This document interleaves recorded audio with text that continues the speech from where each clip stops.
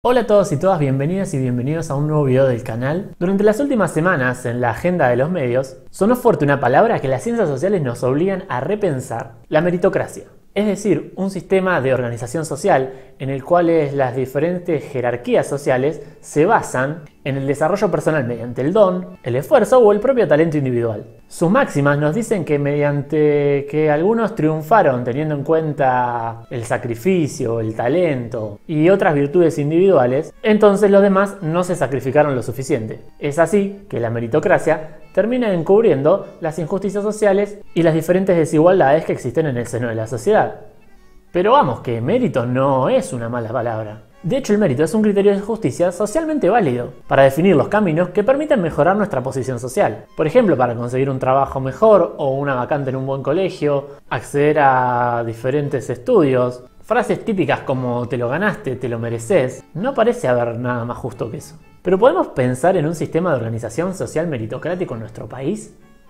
Lo primero que vamos a decir es que no, ya que no es sano. Y para poder explicar esto debemos argumentar dos conceptos básicos para la geografía actual: la calidad de vida y la pobreza. Aunque los conceptos de pobreza y calidad de vida están muy relacionados, tienen diferencias entre sí. La calidad de vida de un territorio es el grado de excelencia al que aspira una determinada sociedad en un momento determinado. En cambio, la pobreza es otra cosa, es una medida de carencia, que va a incluir a aquellos que no alcanzan un nivel o un umbral mínimo, es decir, una línea, y ese umbral se puede medir. Y acá tenemos que hacer un parate para poder entender un poco más. ¿Estamos pensando todos en aquellas cosas básicas que necesitamos para sobrevivir o podemos incluir algo más? ¿Y todos tenemos desde que nacemos garantizado el acceso a esas cosas? En los medios de comunicación se utiliza para operar políticamente o para generar opiniones y para construir un cierto sentido común colectivo la palabra pobreza. Por ejemplo, es común escuchar en diferentes charlas: ¿no viste que la pobreza subió un 25%? ¿Pero cómo? Si con el gobierno anterior había bajado un 45%. Hacemos un uso y abuso del término pobreza y de los valores asociados a ella. Sin embargo, realmente, ¿cuándo nos preguntamos qué significan esos números? Lo primero que tenemos que decir es que existen diferentes indicadores para medir esos números. Un indicador es una fórmula que se obtiene a partir del análisis de diferentes variables y que nos va a dar como resultado un número. Por ejemplo, no es lo mismo medir la pobreza estructural que la pobreza coyuntural. Si tenemos en cuenta esto, la pobreza coyuntural la vamos a medir en un momento teniendo en cuenta un ingreso dentro de una familia tipo o un hogar. Y por ejemplo va a estar atada a efectos como la inflación. La forma para medir la pobreza de esta manera se llama línea de pobreza.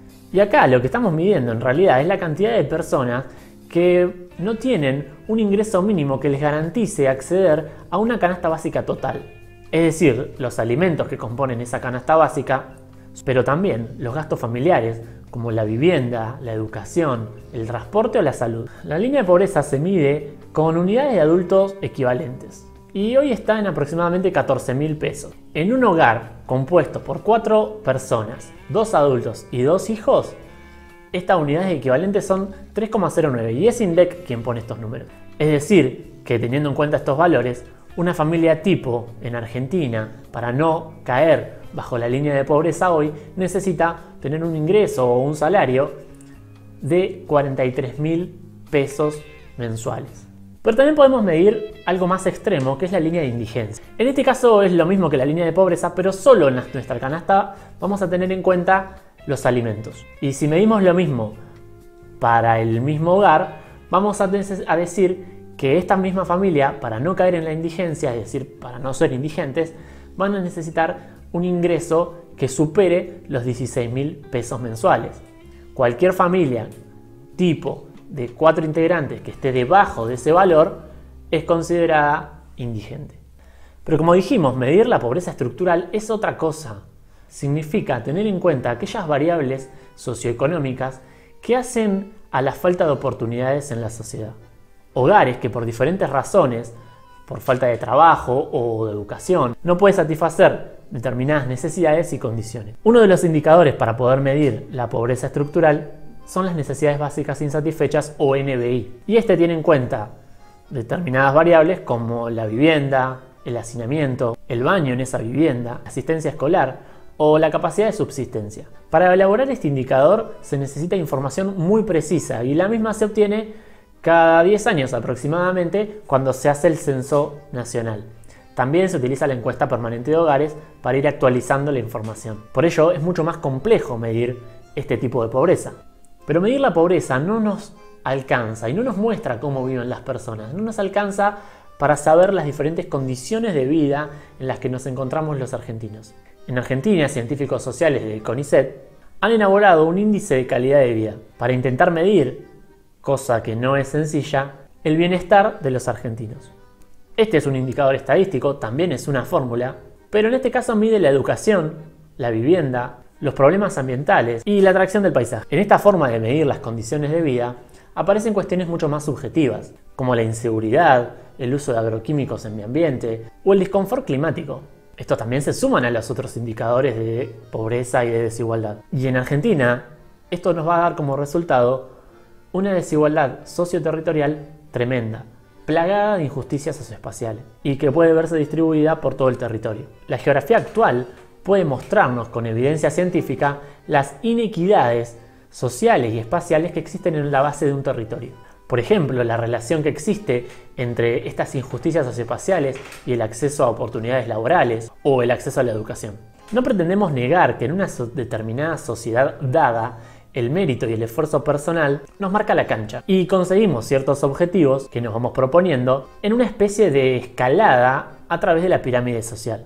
Ahora bien, es una locura creer que podemos generar la base de un crecimiento colectivo a partir del mérito individual. Supongamos que logramos crear una sociedad meritocrática basada en la igualdad de oportunidades al nacer, cosa que no existe, es irreal, pero imaginemos, pensemos hipotéticamente que todos los hijos de los argentinos nacidos en 2020 tienen el mismo acceso a la salud, a la vivienda, a la educación, a la calidad de vida, al consumo cultural, donde los contactos familiares, el color de piel, el barrio, la forma de vestirse o de hablar no son ventaja alguna a la hora de construir nuestra vida en sociedad. Funcionando día a día, esta sociedad hipotética distribuiría premios desiguales, dando más a los más talentosos y esforzados, como manda la máxima meritocrática. Entonces, si así fuera, ¿cómo se garantiza que los hijos de dicha generación posean la misma suerte que sus padres y jueguen bajo el mismo sistema? ¿Cómo se impide que los más talentosos y esforzados pasen su capital acumulado a sus hijos? Porque si no lo impedimos, otra vez la cancha está despareja. Pero si se impide, se les quitaría a las familias los bienes y premios que esta misma generación les entregó, como premio a su esfuerzo y talento individual, removiendo así los incentivos propios de un sistema que premia la competencia, de un sistema que se basa en la competencia. De esta manera, una sociedad meritocrática se enfrenta a sus propios fantasmas y contradicciones cada vez que una sociedad entra en la cancha. Hemos llegado al final del video, espero que les haya gustado. No olviden de suscribirse al canal para más contenido y dejar su comentario para ver qué opinan. Espero que se encuentren bien en este contexto de pandemia y les mando un gran abrazo.